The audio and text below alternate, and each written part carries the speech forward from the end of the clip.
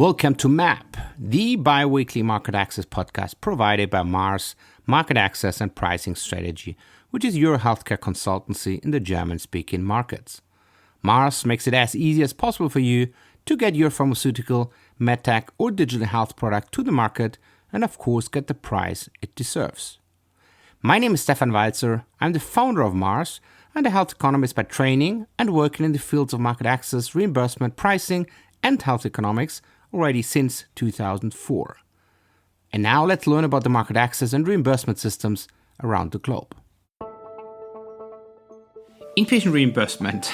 Maybe we can call it part 2, because the last episode, January 1st, the first episode in 2022, was with Willi Wöllner. He is an administrator at a German hospital. So we have heard already the insights from that side and perspective. And today's episode is, let's say, the second component of it, because we are now digging into the perspectives of the physicians.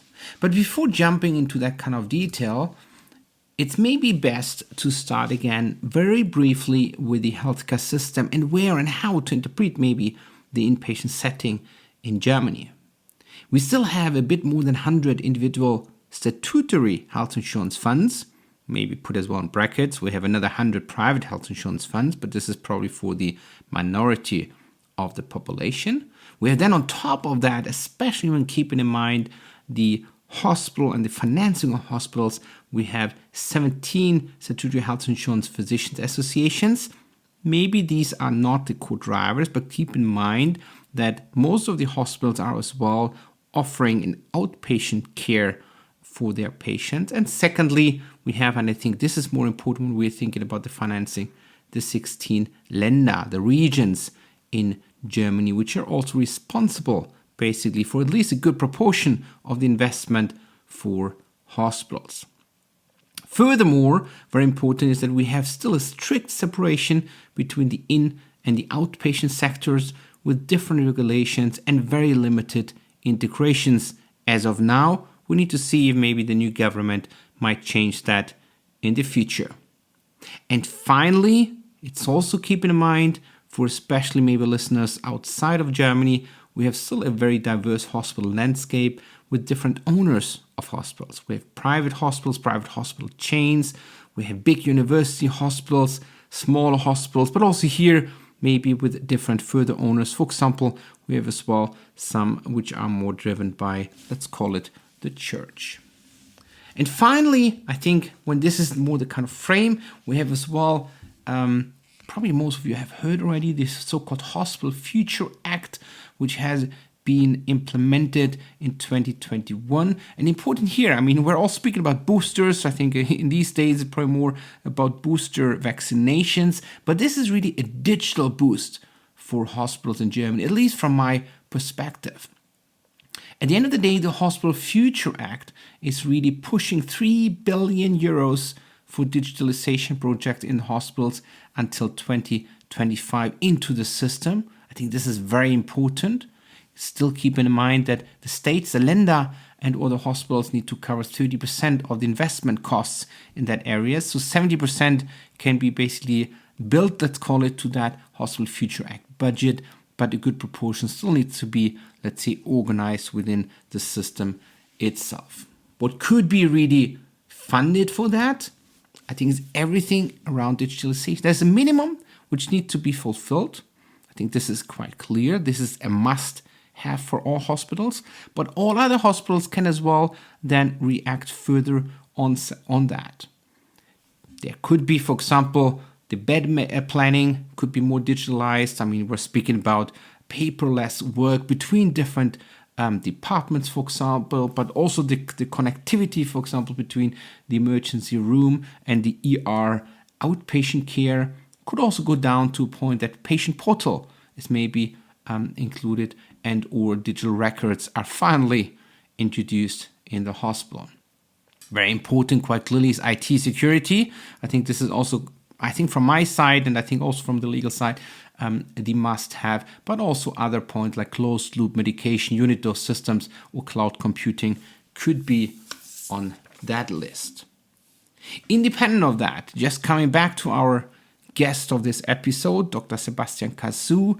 He is one of the core stakeholders, I would say, also from a physician's side. He's very active also within different other podcasts. And I think I would rather say even that I think he would probably deny it from a political side, at least from the care side. And he will also speak now around Hospital Future Act, the connectivity between in and outpatient digital healthcare, and it's also trying to, let's say, translate that into his kind of core setting within the emergency care. Perfect. Thank you, Sebastian, from Hamburg, for joining our podcast session today. I think today is again the inpatient setting, but this time obviously more from a physician's perspective, but still trying to cover the market access part. Maybe starting with a very simple question as well, because that's obviously ultimately the core question, not only for the industry, but I think also for you as a physician. So from your perspective, how do innovations reach the patient in the inpatient setting in Germany? Oh, this is an interesting question. I think it's more complicated than you might think. And I think that there's not one perfect answer, but maybe three totally different ways. The first one is the oldest one, and you can reach, of course, your innovations to the inpatient's bed with guidelines, but it takes too much time. So if some innovations are implemented in the guidelines, they are not really innovative anymore because they are a little bit old-fashioned. The second possibility, and I think that this is a charming one, is with good skill training and educational skill trainings. If you're able to implement your new innovations in different educational programs, you have the possibility that your trainees learn your innovation from the beginning as a part of a system. And so they want to use these new innovations in their all-day setting too. And the third really effective way, but a newer one, and we learned in the pandemic now that this could be very effective, is to use social media. In my opinion, especially the new colleagues or the younger colleagues are really very focused with podcasts and different social media communication settings. And there's upcoming a kind of new world of educational training in social media aspects, but there's one negative aspect, and this aspect is that peer review might be missing. And this is the reason why, especially the elderly colleagues, don't accept this kind of educational programs as much as the old-fashioned ones. But I'm totally convinced that communication ways and educational trainings with new social medias and podcast training will be a future and a big opportunity to implement new innovations. Very interesting. I think you mentioned already, your various pathways, with the training, with social media. You mentioned also that it's maybe more towards the younger colleagues, right? How do you see the path maybe also for let's call it the elderly or the older colleagues, right? Yeah, I'm totally convinced that a really good way to implement new innovations is to take the younger colleagues with you, because very often they don't know the alternatives and the old-fashioned ways as good and as deep as the elderly colleagues do. And you have to do much more work and much more power to convince the elderly colleagues to change a habit. And this is the reason why I always try to tell the people that if we want to get new spirit into our hospital, we have to implement this with new and young colleagues who want to learn very fast, very new skills because they don't have any alternatives. And if the new innovation is the first one they learn, you have no problems at all. Right. Yeah, I know that. I think that makes a lot of sense. Absolutely. Maybe slightly shifting with the gears already. I mean, you have brought up quite nicely the physician's perspective on how innovation could reach the patient. When you look basically, let's say more on the administrative pathway, you have obviously the kind of NUB applications and also the OPS applications, which are possible once a year. I think NUBs, are let's say quite clear. But when you consider OPS codes, do you think those are useful, especially maybe from your perspective, as maybe not everybody knows, but most of the OPS codes are not leading into higher reimbursement values in a given DRG? Yes. For me, really only as a physician, they don't seem to be useful at all. But I have to say that we get a lot of information out of these OPS codes. So even if they are not leading to a higher reimbursement, we get a lot of information about our patients by reading the data, including these OPS. And we do know that some OPS codes with the time also do lead in a higher reimbursement. But sometimes I ask myself if this really is necessary and leads to the effects we are hoping for. Anyway, as long as we follow the DRG concepts, I think we should use these OPS codes, especially for a good overview about our diagnosis and about our therapeutic management.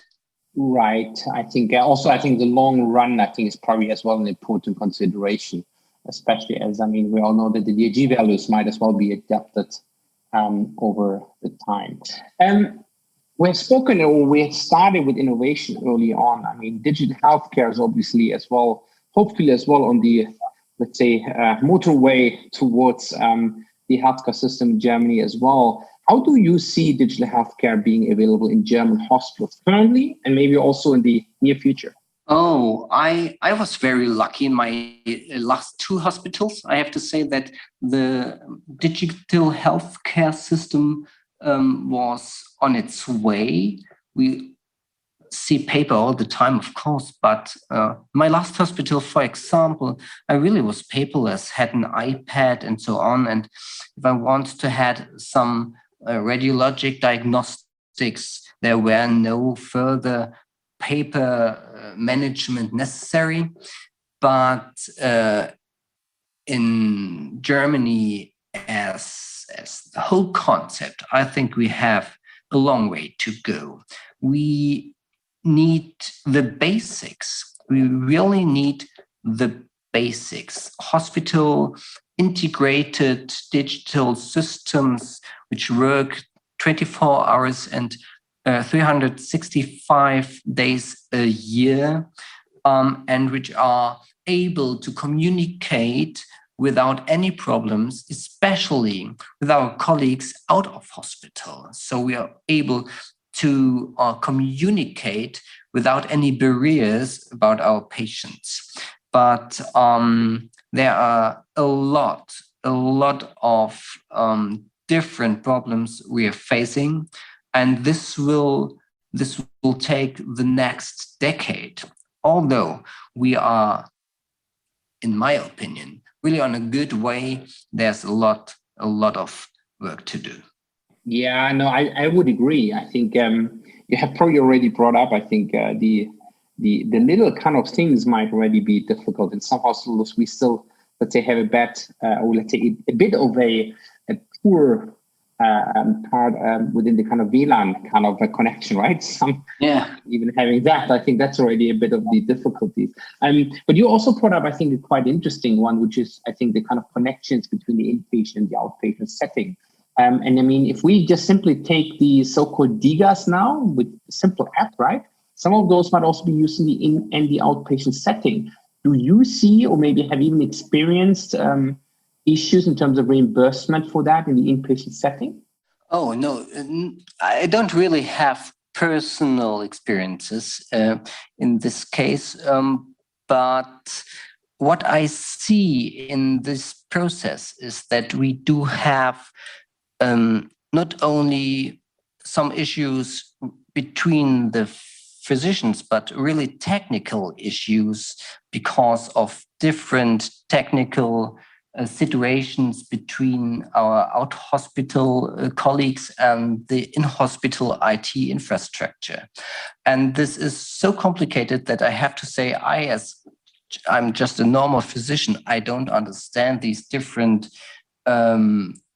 connection problems they have. And in the reimbursement, maybe you think about our Hospital Future Act. It's connected with digitalization in the hospitals too. I think we should support some really good startups which are specialized in medical healthcare improvement. But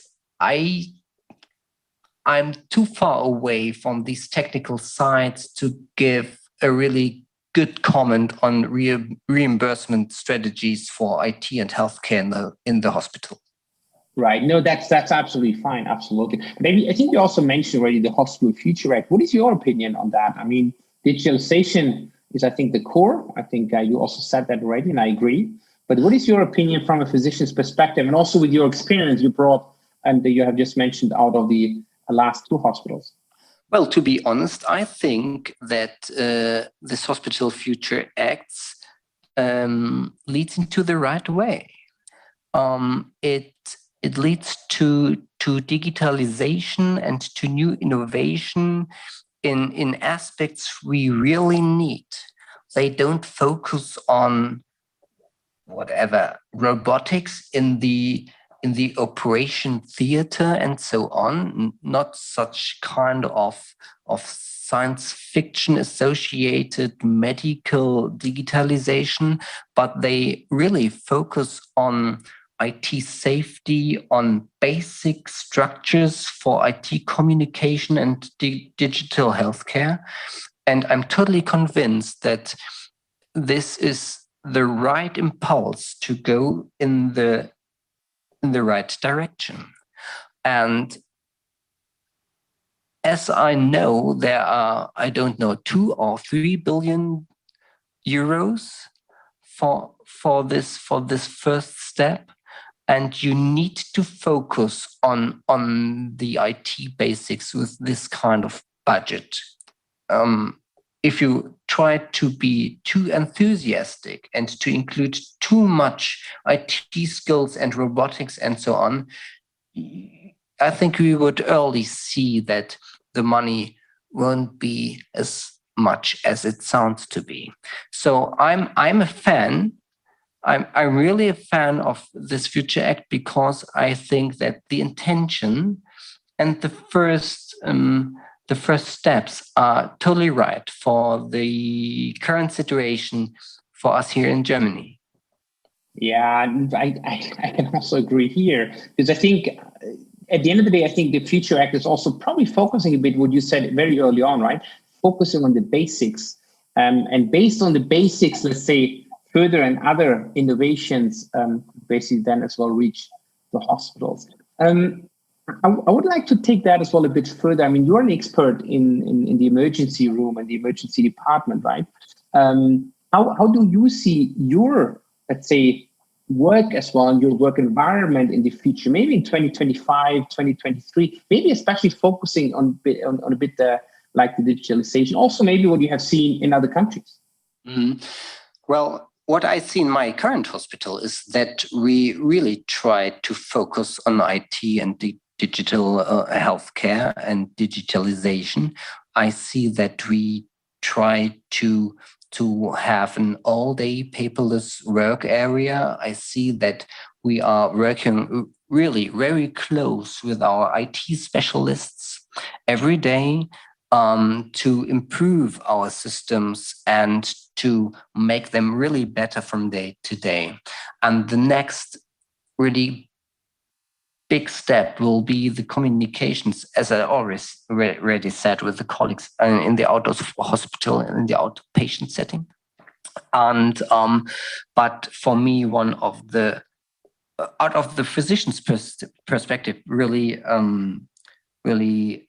interesting aspects will also be to use the data and to learn from these data and to include them, maybe to use them in the future for artificial intelligence, and to use them as a kind of early warning system, not only in the high urgency emergency settings, but also in when you go with your patients from year to year, and you can collect his data and you can compare them with other settings, we will learn to see very much earlier if our patients are on the right way and get healthier or not, and we will learn to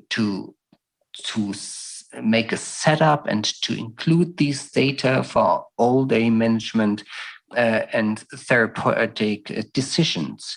And this is a really very interesting aspect. And the other one is the colleagues from the emergency medical services.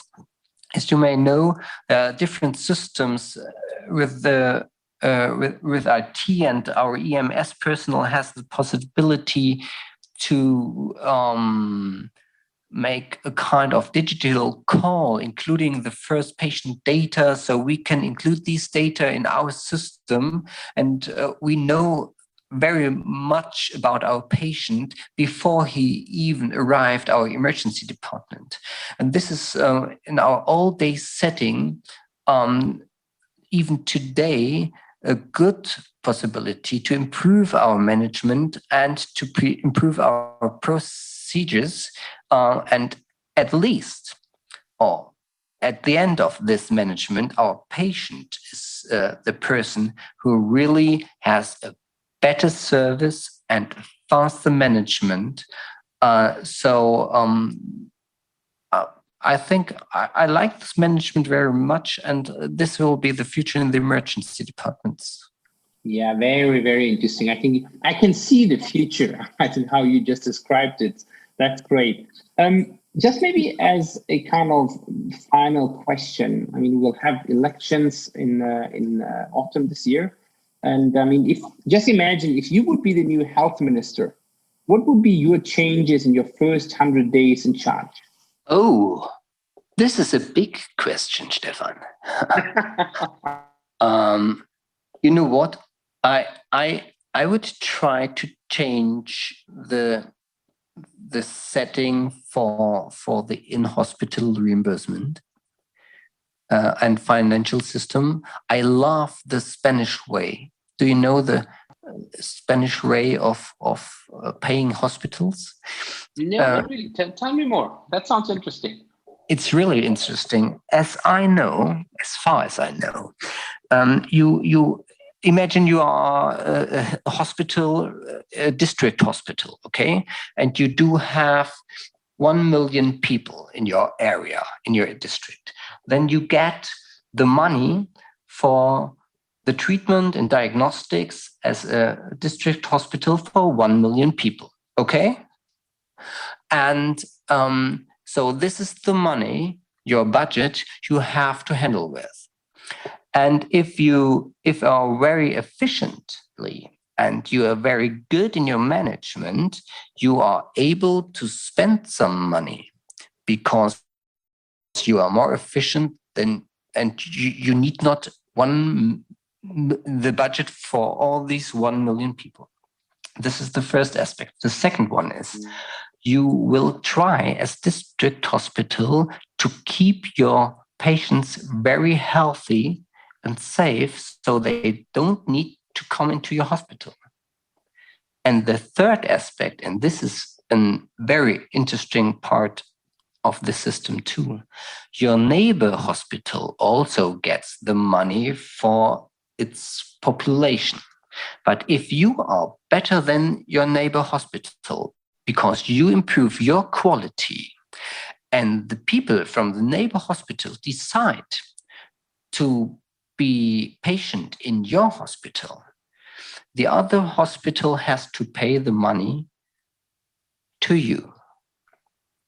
And I think that this is a perfect engine for medicine with a focus on keeping healthy, not to waste money, and to improve your quality, because you know if you're better than the other hospitals in your management, in your service, and so on, you can earn more money than the budget had for the 1 million people I had in our example for you.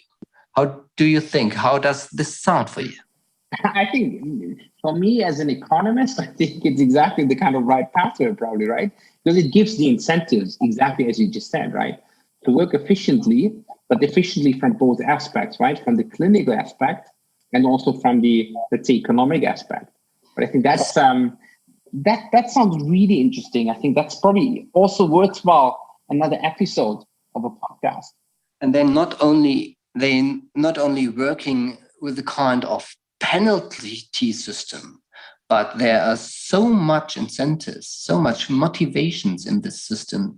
I'm totally fascinated and convinced that this would be a good way and a good change for our systems here in Germany too. Yeah, no, I fully agree. And I think especially if we see the kind of discussions in terms of the kind of smaller hospitals somewhere out in the, let's say outside of the bigger cities, I think, but also within the kind of bigger cities, right? I mean, that we can also have at least a bit of competition, which is also interesting, especially in these days, right? I mean, a lot of people and also a lot of health politicians are more, let's say, recommending to basically take some steps back from competition and from incentive, right? Given from their perspective, learnings out of the COVID pandemic.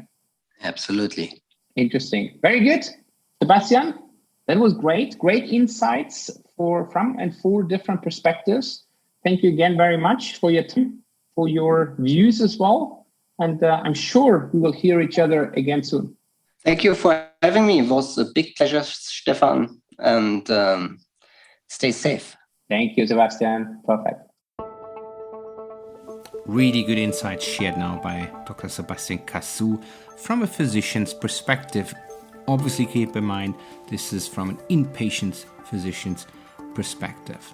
I think we have seen that at least from a physician's perspective, I think NUB is important, especially now to get, let's say, latest and newest technologies to the patient and to the use of the physicians. But it's also very important what Sebastian quite clearly said, how to really tackle and how to get the physicians behind the product. I think its own experience, this is, I think, quite clear, but it's also the way how to maybe communicate with physicians, not only because of COVID, but also probably beyond. Just keep it in mind that maybe the young physicians might be maybe applicable and maybe more prone maybe for further social media kind of contacts, as Sebastian said, maybe through podcasts. Very interesting approach here as well. But having said that, when further thinking about digital health care in the inpatient setting, I think Sebastian was also bringing up a couple of clear points. I think the Hospital Future Act is going to the right direction because it really might booster the budget which is required for hospitals in order to bring hospitals to the next level. But also he said quite clearly that this is just the start. At the end of the day, there are a lot of, let's say, outpatient physicians, and there are a lot of connectivity issues, for example, between the inpatient and the outpatient setting, not only in terms of, let's say, data transfer, data readability, etc., but also when we think about digital healthcare solutions. I think he was also quite clearly and nicely explaining how this might maybe work in his environment.